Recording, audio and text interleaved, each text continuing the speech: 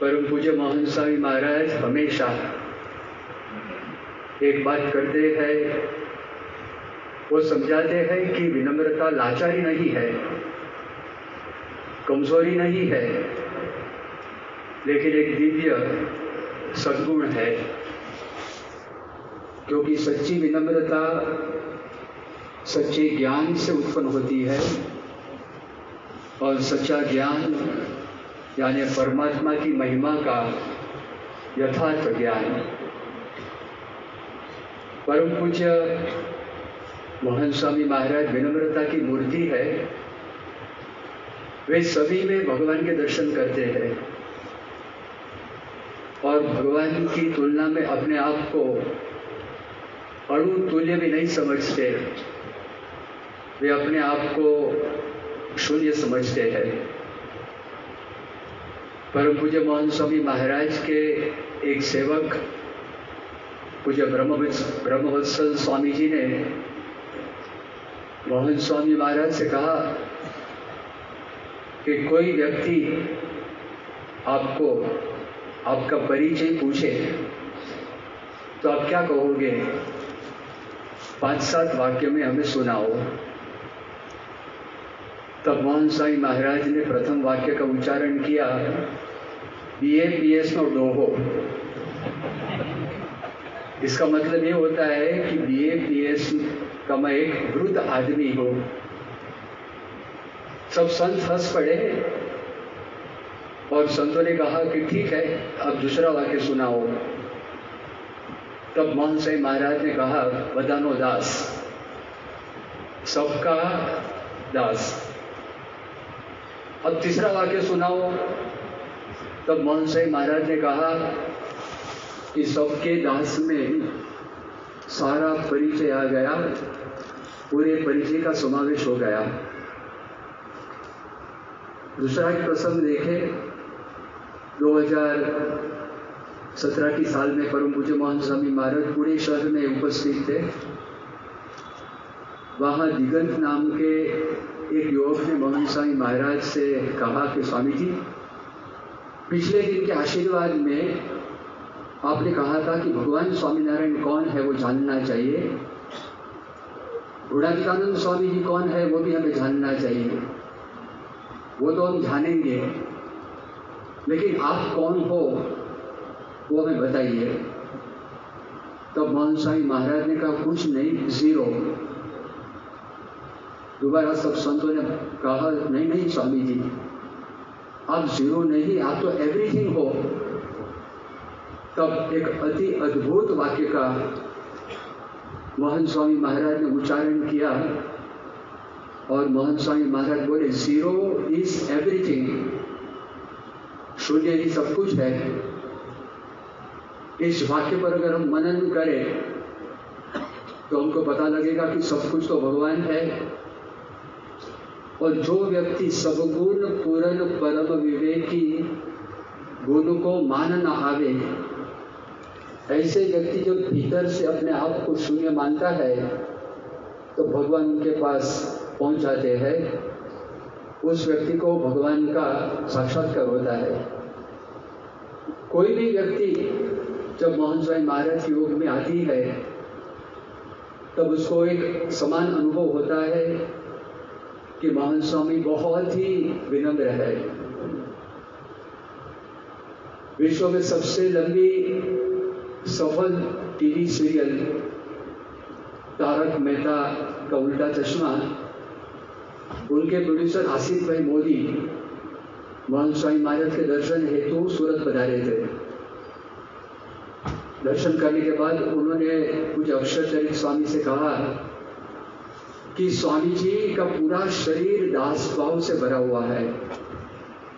उनके चेहरे पर दास भाव, उनकी दृष्टि में दास भाव, उनकी वाणी में दास भाव, उनके बैठने में दास भाव, उनके चलने में दास भाव।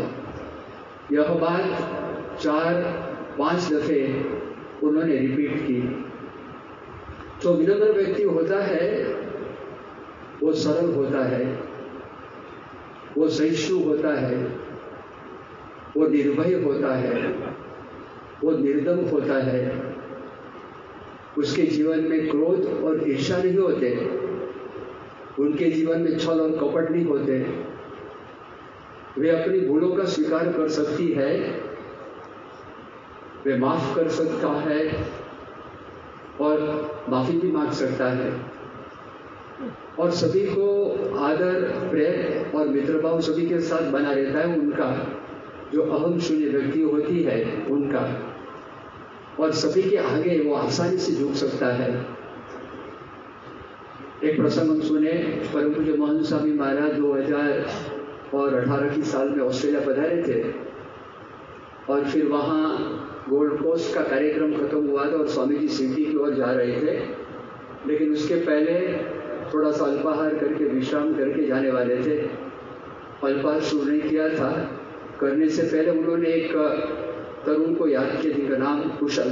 स्वामी जी ने कहा कुशल को बुलाओ। वो बाथरूम गया हुआ था और स्वामी जी बैठे रहे जब तक वो आया नहीं, तब तक जब वो आया तो कुशल एकदम भावावेश था। स्वामी जी के चरण में वो लेट गया और स्वामी जी के चरण में पंचांग प्रणाम किया। परम पूज्य मोहन स्वामी महाराज ने उस तरुण का चरण स्पर्श किया। स्वामी जी की उम्र 85 साल की उम्र, वे तो एक किशोर था। तब संतों के मन में प्रश्न उठा कि स्वामी जी ने आपने ऐसा क्यों किया। तब स्वामी जी ने बताया कि वो अंध है, वो प्रज्ञा चक्षु है और सबसे अधिक स्पर्श की स्मृति उसको रहेगी। लेकिन सवाल ये उठता है, अगर स्पर्श ही करना था तो सिर पर अपने हाथ रखकर आशीर्वाद के रूप में भी स्पर्श कर सकते थे। अगर स्पर्श की स्मृति देनी थी तो कंधे पर हाथ रखकर मित्र भाव के रूप में भी वो स्मृति दे सकते थे। लेकिन चरण स्पर्श क्यों किया?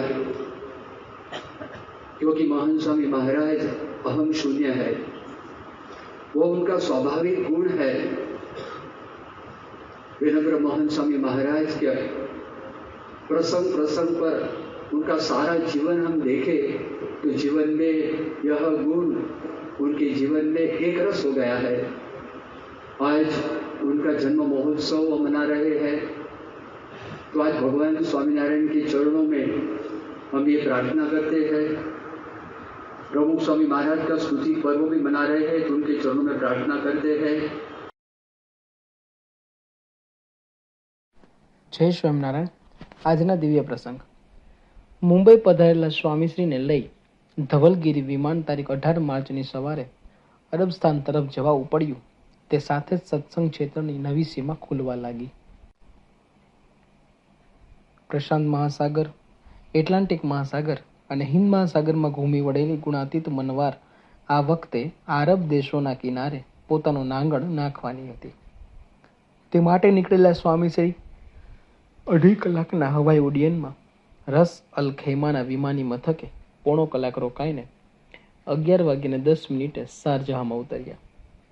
અત્રે આગમનના બીજા જ દિવસે તારીખ 19 માર્ચની સવારે તેઓના વરદ હસ્તે દુબઈના ઓર્લેન્સ વિસ્તારમાં નવનિર્મિત સત્સંગ ભવન અક્ષર પુરુષોત્તમ મહારાજની પ્રતિષ્ઠા પામી ધન્ય થયું, જાણે રેગિસ્તાન ગુલિસ્તાન બની રહ્યું। પ્રતિષ્ઠા બાદ એક અઠવાડિયા સુધી અહીંના નિવાસ દરમિયાન સ્વામીશ્રી પાર્થ દુબઈમાં આવેલા ગુરુદ્વારા તથા દુબઈમાં વસેલી 100 વર્ષ પુરાણી વૈષ્ણવ હવેલીમાં પણ દર્શનાર્થે પધાર્યા। તારીખ 20 માર્ચની સાંજે યજમાન શ્રી રોહિતભાઈ પટેલ તેઓને રણભૂમિ પર લઈ ગયા। ત્યાં રણરેતની વચ્ચે સ્વામીશ્રી ગુલાબની જેમ મોહરી રહ્યા। આ વખતે તેઓ ઓમાનની સરહદ સુધી પણ જઈ આવ્યા। ત્યાંથી સ્વામીશ્રી મંદિરે પરત ફર્યા ત્યારે તેઓને જોઈ એક આરબ મેનેજર બોલી ઉઠ્યો, મેં સન 1980માં લંડનમાં ટીવી ઉપર આ સ્વામીને હાથી પર બેઠેલા જોયા હતા। સ્વામીશ્રીની મૂર્તિના કેવા કામણ! તેનો જાદુ તારીખ 21 માર્ચની સાંજે અબુધાબીમાં પ્રસર્યો।